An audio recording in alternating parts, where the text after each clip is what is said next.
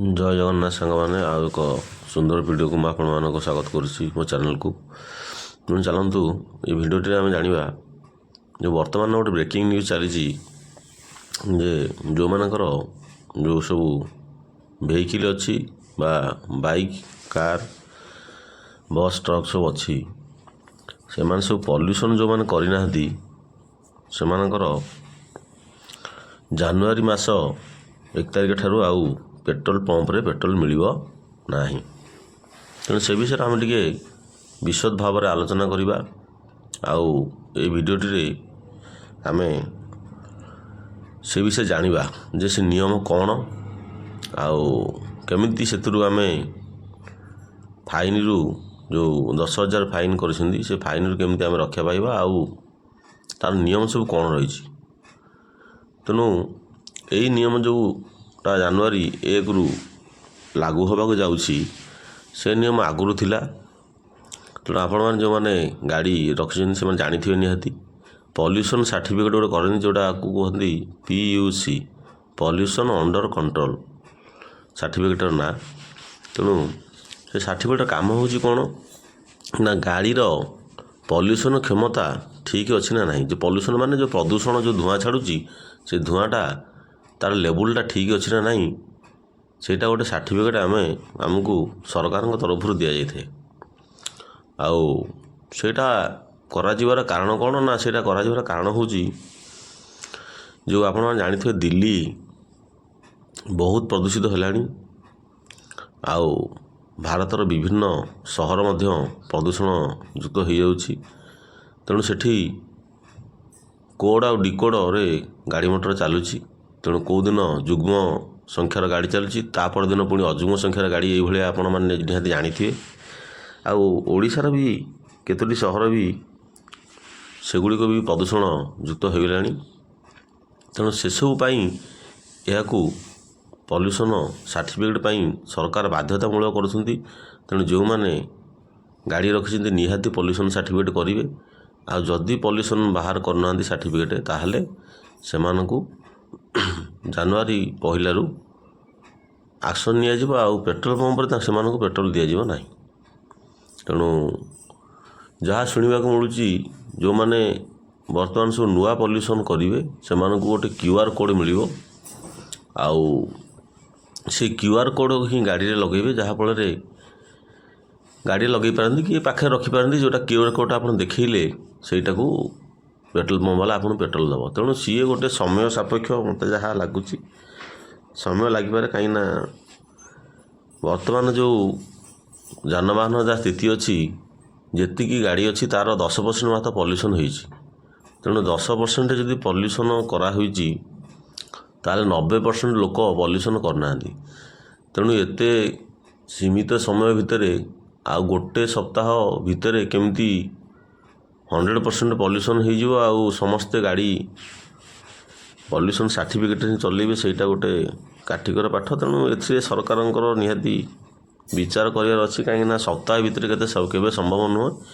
ତେଣୁ ଏଇଟାକୁ ଆଉ ଟିକେ ଅଧିକ ସମୟ ମୋତେ ଯାହା ଲାଗୁଛି ନିହାତି ସରକାର ଦେବେ, ଆଉ ଘୁଞ୍ଚେଇବେ ସମୟକୁ, ଯାହାଫଳରେ ଲୋକମାନେ ଧୀରେ ସୁସ୍ଥେ ତାଙ୍କର ଯେଉଁ ଗାଡ଼ିର ଯେଉଁ ପଲ୍ୟୁସନ୍ ସାର୍ଟିଫିକେଟ୍ ନିହାତି କରିପାରିବେ। କାହିଁକିନା ଆପଣମାନେ ଜାଣୁଥିବେ ବର୍ତ୍ତମାନ ପଲ୍ୟୁସନ୍ ସେଣ୍ଟର ମାନଙ୍କରେ ଲମ୍ବା ଲାଇନ୍ ଲାଗୁଛି ଗାଡ଼ି ପାଇଁ। କେବଳ ବାଇକ୍ ବାଲାଙ୍କର ବେଶୀ ଲାଇନ୍, କାହିଁକିନା ଯେଉଁଟା ଟ୍ରକ୍, ବସ୍, ଏଗୁଡ଼ା ସବୁ ବଡ଼ ଗାଡ଼ି ରହିଲା, ସେମାନଙ୍କର ତ ଆପଣମାନେ ଜାଣିଥିବେ ମଝିରେ ମଝିରେ ସେମାନଙ୍କ ଚେକିଂ କରାଯାଏ ରୋଡ଼ରେ। ତେଣୁ ଅନ୍ ରୋଡ଼ ଯେହେତୁ ଚେକିଂ କରାଯାଏ, ସେମାନଙ୍କର ପଲ୍ୟୁସନ୍ ସବୁବେଳେ ଓକେ ଥାଏ। ଆଉ ଯେଉଁ ବାଇକ୍ ସବୁ ରହିଲା ସେଗୁଡ଼ାକର ପଲ୍ୟୁସନ୍ ପ୍ରାୟ ନଥାଏ। ତେଣୁ ସେମାନେ ଏଇ ଯେଉଁ ଫାଇନ୍ ଦରରେ ବର୍ତ୍ତମାନ ସବୁ ଯେଉଁ ପଲ୍ୟୁସନ୍ ସାର୍ଟିଫିକେଟ୍ ସେଣ୍ଟର ମାନ ରହିଲା ସେଠି ସବୁ ଲମ୍ବା ଲାଇନ୍ ଲଗାଉଛନ୍ତି, ଯାହାଫଳରେ ପ୍ରବଳ ଭିଡ଼ ହେଉଛି। ତେଣୁ ସପ୍ତାହ ଭିତରେ ତ କଦାପି ସମସ୍ତଙ୍କର ପଲ୍ୟୁସନ୍ ବାହାରି ପାରିବ ନାହିଁ। ତେଣୁ ଯାହା ଲାଗୁଛି ନିହାତି ଆହୁରି ଡେଟ୍ ଏକ୍ସଟେନସନ୍ ହେବ ନିହାତି ଆଗାମୀ ଦିନରେ ଏଇ ପଲ୍ୟୁସନ୍ ପାଇଁ। ତେଣୁ ଦେଖନ୍ତୁ, ଯେଉଁମାନେ ପଲ୍ୟୁସନ୍ କରିନାହାନ୍ତି ସେମାନେ 10,000 ଟଙ୍କା ଫାଇନ୍ ଦେବେ ବୋଲି ସ୍ଥିର କରାହୋଇଛି, ତା ଠିକ୍। କିନ୍ତୁ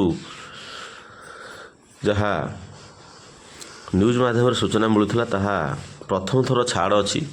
ପ୍ରଥମ ଥର ଯେଉଁମାନେ ଧରା ପଡ଼ିବେ ସେମାନଙ୍କ ପାଇଁ ଛାଡ଼ ଅଛି, କାହିଁକିନା ସେମାନେ ଜାଣିବେ ଯେ ପଲ୍ୟୁସନ୍ଟା ନିହାତି ଦରକାର। ଯଦି ମୁଁ ଆଉ ଥରେ ପଲ୍ୟୁସନ୍ ବିନା ଧରା ପଡ଼ିଲି ତାହେଲେ ନିହାତି ମୁଁ କ'ଣ ନା ଫାଇନ୍ 10,000 ଟଙ୍କା ଦେବି। ତେଣୁ 10,000 ଟଙ୍କା ଦେଲା ପରେ ତା ପରବର୍ତ୍ତୀ ଫାଇନ୍ କେତେ ହେବ ସେଇଟା କିଛି ଜଣା ନାହିଁ। ତେଣୁ ସେଇ ଯେଉଁ ପଲ୍ୟୁସନ୍ ସାର୍ଟିଫିକେଟ୍ ବାହାର କରିବା ପାଇଁ ଆପଣମାନଙ୍କୁ ବାଇକ୍ ହୋଇଥିଲେ ମାତ୍ର 70-80 ଟଙ୍କା ଲାଗେ, ବେଶୀ ଟଙ୍କା ଲାଗେ ନାହିଁ। ଆଉ ନୂଆ ବାଇକ୍ ହେଇଥିଲେ ସେଗୁଡ଼ିକ 170 ଟଙ୍କାରେ ବର୍ଷେ ଭ୍ୟାଲିଡିଟି ଥାଏ। ଆଉ ଯେଉଁମାନଙ୍କ ପୁରୁଣା ବାଇକ୍ ସେମାନଙ୍କର, ମାନେ ପୁରୁଣା ବାଇକ୍ କହିଲେ 2019-20 ମସିହା ପୂର୍ବରୁ ଯେଉଁ ବାଇକ୍ ଗୁଡ଼ାକ ସେମାନଙ୍କର 6 ମାସିଆ ପଲ୍ୟୁସନ୍ ବାହାରେ। ଆଉ ସେମାନେ ସେଇ ଯଦି 6 ମାସିଆ ହିସାବ କରିବେ ତାହେଲେ ସେଇ 120 କି 140 ଭିତରେ ଆପଣଙ୍କର ପଲ୍ୟୁସନ୍ ହୋଇଯିବ। କିନ୍ତୁ ସେଇଟାକୁ ଲୋକ କରୁନାହାନ୍ତି। କିନ୍ତୁ 1,000 ଟଙ୍କା ଫାଇନ୍ ଦେଲେ ସେମାନଙ୍କୁ ନିହାତି ଗୋଟିଏ କଷ୍ଟ ଲାଗିବ। ତେଣୁ ଯେଉଁମାନେ ପଲ୍ୟୁସନ୍ କରିନାହାନ୍ତି ତେଣୁ ନିହାତି କରିଦିଅନ୍ତୁ ପଲ୍ୟୁସନ୍। ଆଉ ସଚେତନ ନାଗରିକ ହିସାବରେ ଯଦି ଆମେ ସରକାରଙ୍କ ଯେଉଁ ନିୟମ କରୁଛନ୍ତି ସେଇଟା ଯଦି ନ ମାନିବା ବା ସେଇଟା ପାଳନ କରିବା ନାହିଁ ତାହେଲେ ଆମ ଦେଶର ପ୍ରଗତିରେ ଆମର ଯେଉଁ ଗୋଟେ ସୁନାଗରିକର ହକଦାର ସେଇଟା ହେଇପାରିବ ନାହିଁ। କାହିଁକିନା ପଲ୍ୟୁସନ୍ ବିଭାଗ ବା ଯେଉଁ ପରିବହନ ବିଭାଗ ଯେଉଁ ନିୟମ କରିଛି କିଛି ଖରାପ ନୁହେଁ, ଏଇଟା ନିହାତି ଆବଶ୍ୟକ। କାହିଁକିନା ଆପଣମାନେ ଦେଖିଥିବେ ପ୍ରାୟ ରୋଡ଼ରେ ଗାଡ଼ିମାନେ ସବୁ ଯାଉଥାଏ, ପ୍ରବଳ ଧୂଆଁ ବାହାରୁଥାଏ ଆଉ ସେ ଗାଡ଼ି ଗୁଡ଼ାକ ଯାଉଥାଏ। ତେଣୁ ସେଇଟା ପରିବେଶ ନିହାତି ପ୍ରଦୂଷଣ କରୁଛି।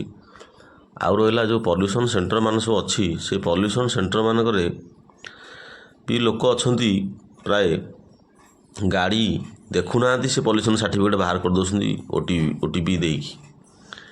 ତେଣୁ ସେଇଟା କେତେ ଦୂର ମାନେ ସେମାନେ ଯେଉଁ ଜାଲିଆତି କରୁଛନ୍ତି ସେଇଟା ନିହାତି ସରକାର ଆଗାମୀ ଦିନରେ ନିହାତି ସେମାନଙ୍କ ଉପରେ ଆକ୍ସନ୍ ନେଉଛନ୍ତି ଏବଂ ନେବେ ମଧ୍ୟ। ତେଣୁ ସରକାରଙ୍କର ଏଇ ଯେଉଁ PUC ନିୟମଟା କରିଛନ୍ତି କଡ଼ାକଡ଼ି ଜାନୁଆରୀ 1ରୁ, ତାହା ଗୋଟିଏ ଭଲ ପଦକ୍ଷେପ ଆମେ କହିପାରିବା।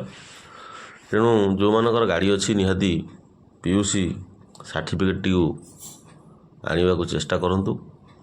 ଆଉ ଏଇଟାରେ ତ ନିହାତି ଆପଣମାନେ ଦେଖିବେ ଆଗାମୀ ଦିନରେ ନିହାତି ଜାନୁଆରୀ ପରଠାରୁ ନିହାତି ଏକ୍ସଟେନସନ୍ ହେବ ଡେଟ୍। କାହିଁକିନା ଏତେ ଲୋକଙ୍କର ପଲ୍ୟୁସନ୍ ସାର୍ଟିଫିକେଟ୍ ଏକା ସାଙ୍ଗରେ ହୋଇପାରିବ ନାହିଁ। ତେଣୁ ଆପଣମାନେ ଜମାରୁ ବ୍ୟସ୍ତ ହୁଅନ୍ତୁ ନାହିଁ, ବିବ୍ରତ ହୁଅନ୍ତୁ ନାହିଁ। ତେଣୁ ଧୀରେ ସୁସ୍ଥେ ଆପଣ ପଲ୍ୟୁସନ୍ ସାର୍ଟିଫିକେଟ୍ ବାହାର କରନ୍ତୁ। କାହିଁକିନା ପଲ୍ୟୁସନ୍ ବାହାର ନ କଲେ ନିହାତି ଆପଣଙ୍କୁ ଧରା ପଡ଼ିଲା ମାନେ ଫାଇନ୍ ଦେବାକୁ ପଡ଼ିବ ଆଉ 10,000 ଟଙ୍କା ଦଣ୍ଡ ଗଣିବାକୁ ପଡ଼ିବ। ତେଣୁ କାହିଁକି ଆପଣ ଅଯଥା ଦେବେ।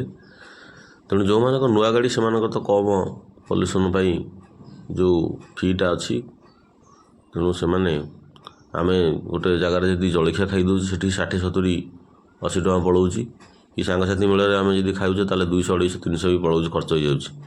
ତେଣୁ ଆମର ଗାଡ଼ି ପାଇଁ ବା ଆମେ ସଚେତନ ନାଗରିକ ହିସାବରେ ସରକାରଙ୍କ ଯେଉଁ ନିୟମ କରିଛନ୍ତି ସେଇଟାକୁ ନିହାତି ପାଳନ କରିବା ଦରକାର। ଆଉ ତାଙ୍କୁ ସହଯୋଗ ମଧ୍ୟ କରିବା ଦରକାର, ଯାହାଫଳରେ ଆମର ନା ଆମେ ଗୋଟେ ସୁନାଗରିକ ହୋଇପାରିବା। ତେଣୁ ଏ ଥିଲା ବିଷୟ। ତେଣୁ ଭଲ ଲାଗିଲେ ଭିଡ଼ିଓଟି ସାଙ୍ଗମାନେ ଗାଁ ଟୋକା ସନ୍ତୋଷ ଚ୍ୟାନେଲଟିକୁ ସବସ୍କ୍ରାଇବ୍ କରିବେ। ରଖୁଛି, ପୁଣି ଦେଖା ହେବ ଆଉ ଗୋଟେ ସୁନ୍ଦର ଭିଡ଼ିଓରେ। ଭଲରେ ଥାଆନ୍ତୁ ସମସ୍ତେ। ଜୟ ଜଗନ୍ନାଥ।